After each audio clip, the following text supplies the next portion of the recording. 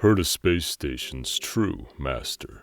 As the human with the highest IQ on the blue, she only does what she's interested in, dropping projects the moment she loses interest. The best example being the space station. She typically appears in the form of a remote-controlled puppet.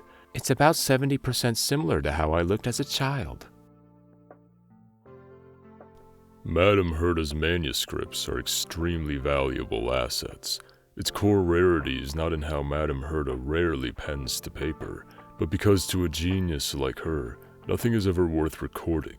Scientific research that would take normal researchers 10 years or even a lifetime to achieve may be able to shed light on an entirely new domain of research, but they are to Herta as ordinary as turning on an LED light. Who would waste time trying to systematically record such trivial matters? It's not just Madam Herta. Any documentation written by a Genius Society member is a priceless treasure. However, Herta is more generous and more understanding toward normal people like us. She leaves her handwritten drafts behind in random places around the space station with as much generosity as she allows researchers to study the curios she collected. Of course, we all firmly understand that Madam Herta isn't being lazy and just discarding incomplete drafts around the place. It's so she can claim to investors with plausible deniability that, I finished writing that paper, but can't find it anywhere. Everybody knows that qualifying as a researcher on the Herta space station is a cherished goal of the wider scientific community. Today, we're interviewing its owner, Madam Herta. First of all, can you please tell us what was your motivation for setting up a scientific research oasis like this? I have so much stuff, and nowhere to put it. Ah, truly an unforeseen outcome. Even unintentional acts from the brilliant Madam Herta can benefit millions of ordinary people. However, evil will always strive in vain to destroy such a wondrous place.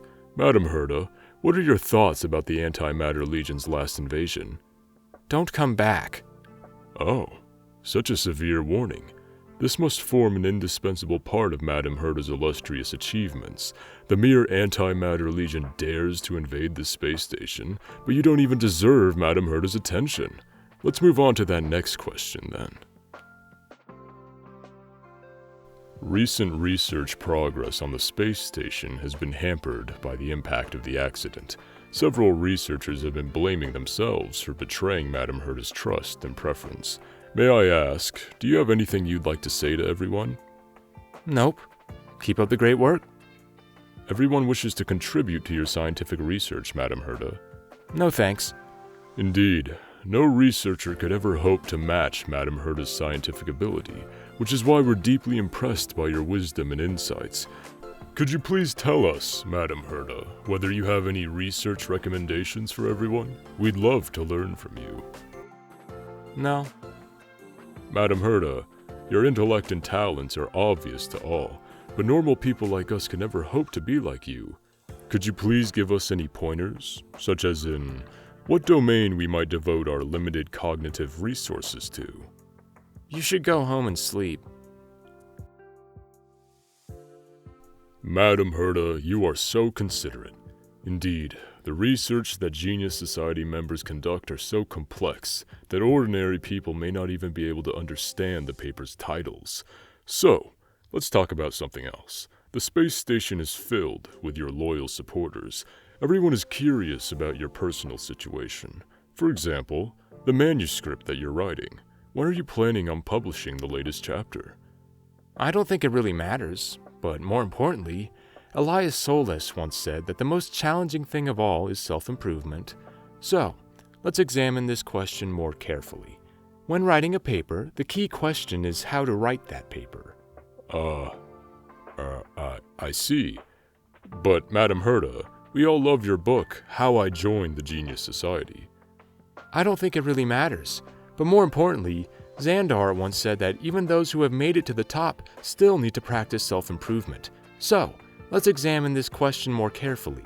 When considering joining the Genius Society, the question is how does one go about joining the Genius Society? Are you in auto-answering mode? I don't think it really matters, but more importantly, Yu Qing Tu once said that being an academic is a matter of ambition. So, Let's examine this question more carefully. When considering what is called auto-answering mode, the question is how to automate the answers.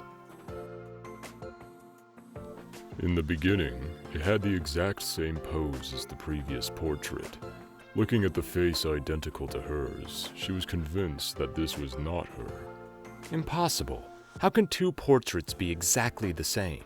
She tweaked its joints, opened its eyes, and made its fingers softer. She looked happy when all the changes were done. Completely different from yesterday. This is more like who I am today.